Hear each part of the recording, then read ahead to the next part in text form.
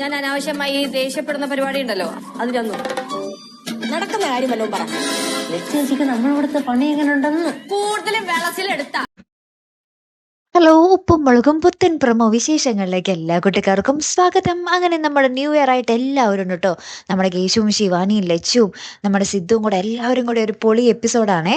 അപ്പോൾ ഇതിൽ നമ്മുടെ ശിവാനി നമ്മുടെ ലച്ചുവിനോട് ചോദിക്കുന്നുണ്ട്, ന്യൂ ഇയർ ആയിട്ട് എന്താ ചേച്ചി പരിപാടി, എങ്ങനെ നമുക്ക് ആഘോഷിക്കണം എന്നൊക്കെ ചോദിക്കുകയാണ്. അപ്പം നമ്മുടെ ലച്ചു പറയുന്നുണ്ട്, ആഘോഷത്തിനെ പറ്റി പറയുന്നില്ലെങ്കിൽ കൂടി ലച്ചു പറയുന്നുണ്ട്, ഇനി പുതിയ വർഷം മുതൽ ഞാൻ എൻ്റെ ദേഷ്യം കുറക്കാൻ പോവുക എന്ന് പറയുന്നുണ്ട്. അപ്പം നമ്മുടെ സിദ്ധുവും നമ്മുടെ ശിവാനി ഇത് ചേച്ചി തന്നെ ആണോ എന്നൊക്കെ ഇങ്ങനെ വിചാരിക്കുന്നുണ്ട്. നമ്മുടെ കല്ലുമോളും ആകപ്പാടെ ഞെട്ടലിലാണേ.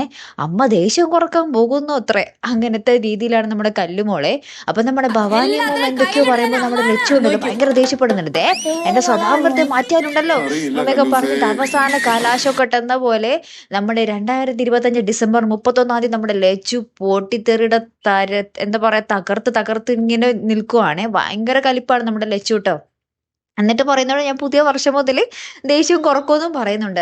അങ്ങനെ മിനിറ്റുകൾക്കുള്ളിൽ ഇവരിങ്ങനെ കൗണ്ട് ഡൗൺ ചെയ്ത് ആ ഒരു കറക്റ്റ് 12 മണിയാകുമ്പോൾ കേക്കൊക്കെ കട്ട് ചെയ്ത് ആ ഒരു ന്യൂ ഇയർ ഒക്കെ ആഘോഷിക്കുന്ന കിടിലൻ നിമിഷങ്ങളാട്ടോ കൂട്ടുകാരെ നമുക്ക് പ്രൊമോയിൽ കാണുവാൻ സാധിക്കുന്നത്.